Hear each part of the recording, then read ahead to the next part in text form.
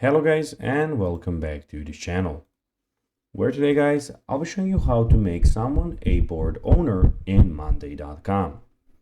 So guys, the first thing that you of course need to do is go to the website monday.com and you'll be greeted by a screen like this.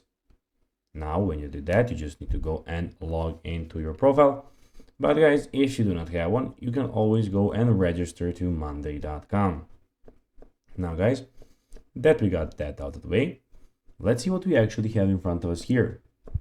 So as you can see here, we have the official, as you can see, page where we have the home screen, my work, and we have everything about your profile in the top right corner of the screen, as you can see.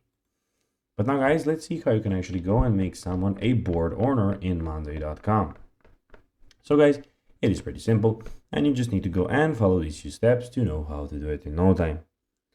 So the first thing that you need to do, if you are the owner of your board, you can add or remove other board owners by simply clicking on the crown icon next to a user.